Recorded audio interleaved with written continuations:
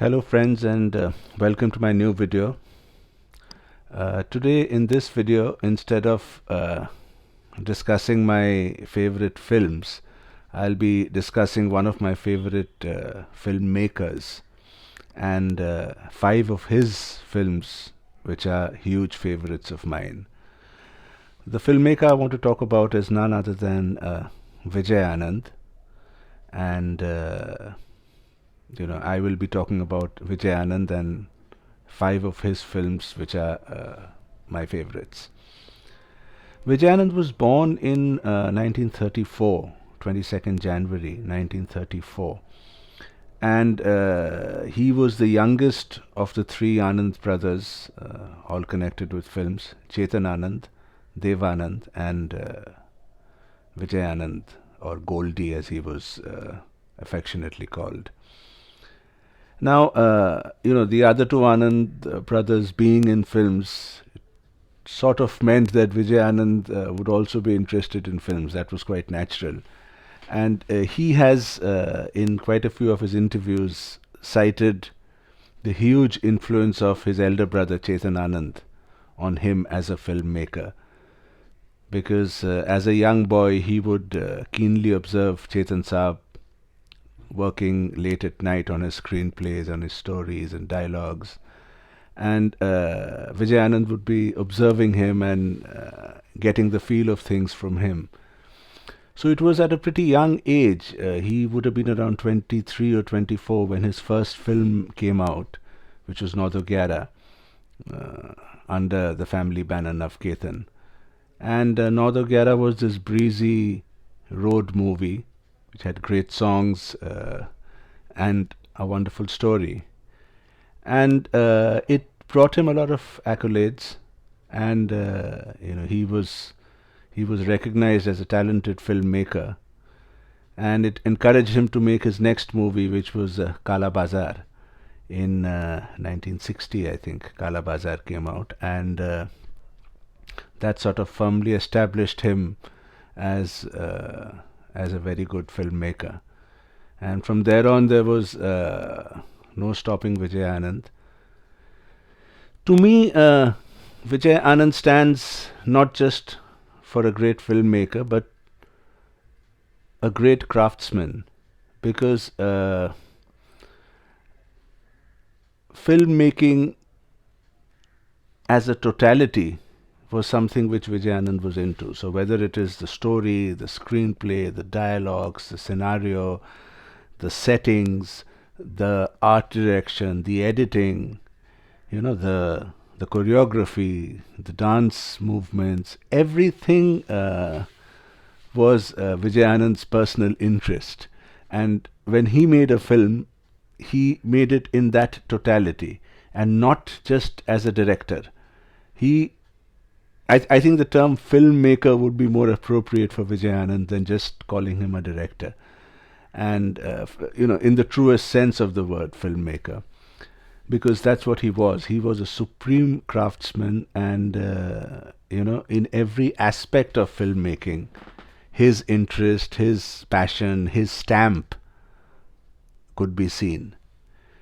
And the five films that I will talk about will also perhaps show you how versatile he was as a filmmaker, because the genres are so varied and so different from one another. But the first film, which shouldn't come as a surprise to you, is the 1965 classic Guide. And it's one of the classics of Hindi cinema. It's one of the classics of Indian cinema. And what a brilliant movie made by Vijay Anand, right from the performances to the setting of the movie, everything, the music, the dance, the song sequences. It's a fabulous, fabulous piece of movie. Really, I really have nothing more to add to what has already been said and discussed about Guide so much. It's just one of those classic movies of Indian cinema. And Dev Anand, of course, won his first film, not his first, I think his second Filmfare Award for Guide. He won an earlier one for Kala Pani, but he won a Filmfare Award for Guide. Wahida Rahman was absolutely brilliant, and it was perhaps the shining moment in Vijay Anand's career. A movie like Guide, it's a milestone in his personal career. It's a milestone in the history of Indian cinema. Guide starring Devanand and Wahida Rahman, with brilliant music by S.T. Burman, and directed by Vijay Anand. Absolutely brilliant movie. Now, after a movie like Guide, the same banner, Navketan, with the same hero, uh, Dev Anand, and the same director, Vijay Anand, decide to make a movie which is completely different in genre from such a successful movie like Guide. And that movie is Jewel Thief.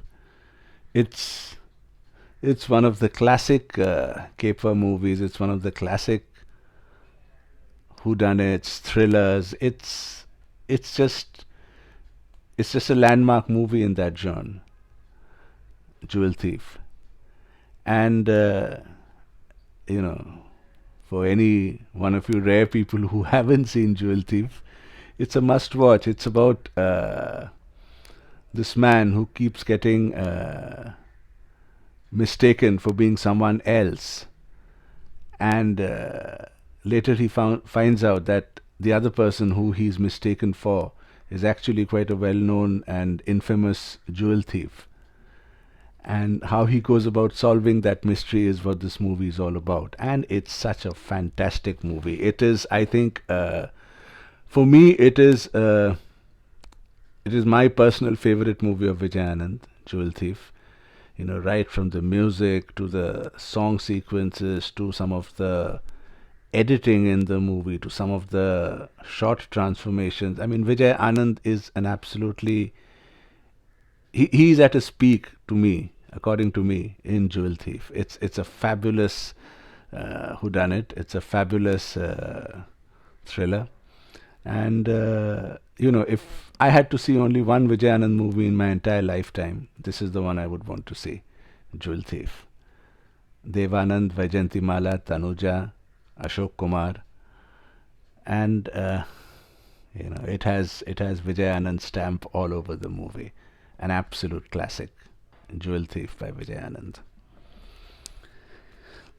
The next movie, again made immediately after Jewel Thief, was actually a movie Vijay Saab was apparently not supposed to direct, but some strange circumstances led to him directing the movie.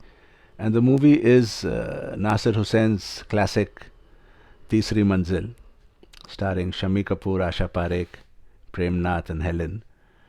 And again, Teesri Manzil, shows us Vijay Anand at his best. And the amazing thing about Teesri Manzil is it has the perfect balance of being a Nasir Hussain film and a Vijay Anand film. Now, Nasir Hussain was this wonderful filmmaker, absolutely a specialist in making breezy, musical, romantic movies. And Vijay Anand by then was gradually developing this reputation of being a craftsman who made excellent thrillers. And when the two of them got together, the end result, Teesri Manzil, is the perfect blend of a breezy, musical, romantic thriller. That's what Teesri Manzil is. It has all the elements of a Nasir Hussain movie: the comedy, the music, the romance, everything of a typical Nasir Hussain movie, and the thrills that one associates with a Vijay Anand film. It's a story of a girl who comes out in search of a killer, of a man who's supposed to be responsible for her elder sister's death. and her hunt for him and what happens when she finds him is what Tisri Manzil is about. But it's much more than just that. It's a Nasir Hussain and Vijay Anand film, and for any one of you few people in the world who haven't seen Tisri Manzil, it's a must watch, needless to say. And even for people like me who've seen it over 20 times, I can still watch it just for the songs and some of the sequences and the way they've been shot. Absolutely amazing. Absolutely amazing. I mean, just to give you an example, there is this one shot in the song Deewana Mujhsa Nahi Is Ambar Ke Niche, picturized on Shami Kapoor and Asha Parekh. And there are some quick cuts in that song, in one portion of the song where the interlude is happening just before the first antara is about to start. And there are some quick cuts from Shami Kapoor's face to Asha Parekh's face and back to Shami Kapoor's face in sync with the music by R.D. Burman. Oh, it's just, I mean, that is Vijay Anand to me. He was such a brilliant craftsman. He was such a brilliant song picturizer. I mean, I think the song picturizations in Vijay Anand's movies, can be taught in school, can be taught in film school. He's just simply brilliant. So this was my third favorite Vijay Anand movie, Tisri Manzil. The next one, again, slightly different genre, not exactly a thriller, but more on the lines of a masala movie, Lost and Found and usual masala, but what a brilliant masala in the form of Johnny Mera Naam. And at a time when, the proverbial big three of Raj, Dilip and Dev were faltering at the beginning of the 70s. Dilip Kumar wasn't making movies by then. Raj Kapoor had Mera Naam Joker, which was a huge debacle, and it was the arrival of Rajesh Khanna as the new superstar. Devanand had this huge hit with Johnny Mera Naam, directed by Vijay Anand, and oh, what a brilliant masala movie. Absolutely superb, Again, filled with quintessential Vijay Anand moments, absolutely brilliant touches. Essentially a lost and found revenge drama, but so many brilliant moments in the movie, all thanks to Vijay Anand. And Devanand had this huge hit in Johnny Mera Naam.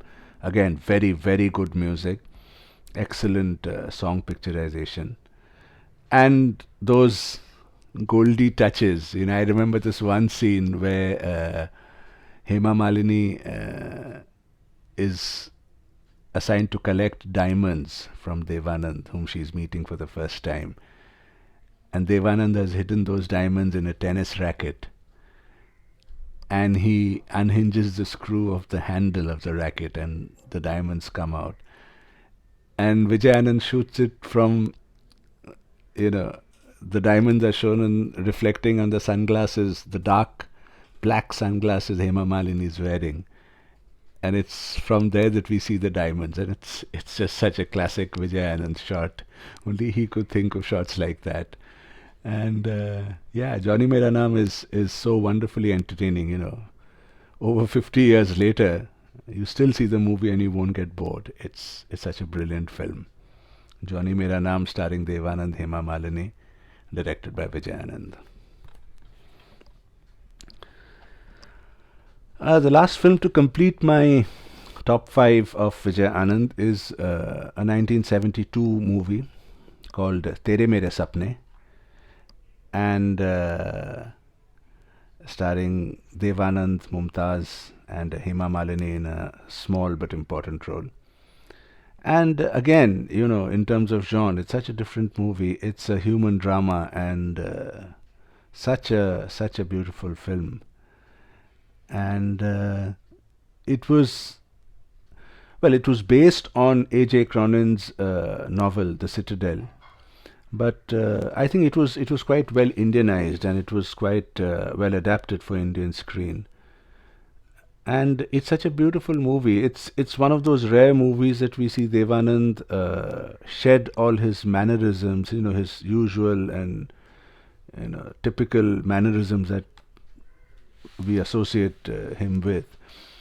Dev Anand was without those mannerisms and that stylized version of his acting, and he puts in a beautiful performance, a very sincere and earnest performance. And the surprise package, I think, was Mumtaz, who had this completely different image on screen, and yet, in this particular role, she was so good, so good. And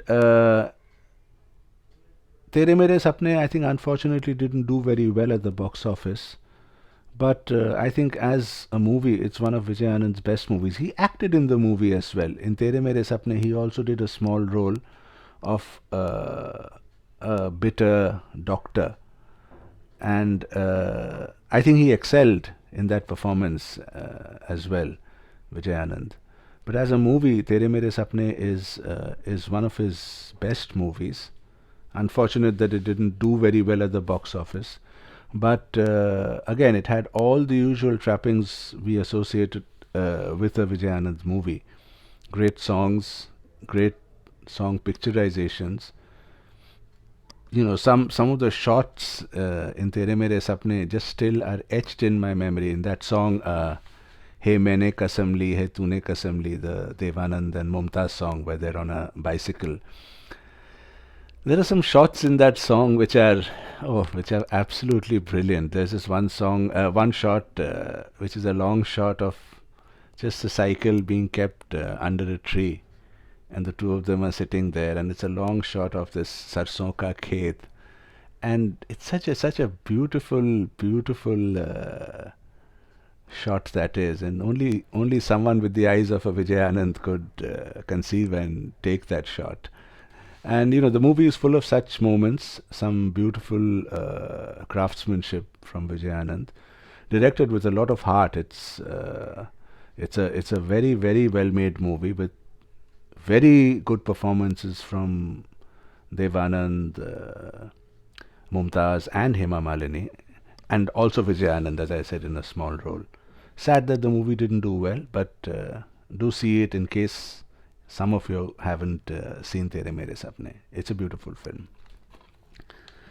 So these were my 5 favorite movies of Vijay Anand. Vijay Anand, unfortunately, towards the later part of his career, didn't do very inspiring work. He got influenced by Osho, and he became part of the Rajneesh ashram. And after that, for whatever reasons, I think his mind wasn't fully into films, or whatever be the reason, Vijay Anand's later movies lacked the magic that his earlier films had. And he made some really huge, big movies later on towards his career. Like he made this movie called Rajput, which had Dharmendra, Rajesh Khanna, Vinod Khanna, Hema Malini, Ranjita, Tina Munim. It had a huge star cast. It was produced by Mushir Riaz, and it was made on a huge canvas.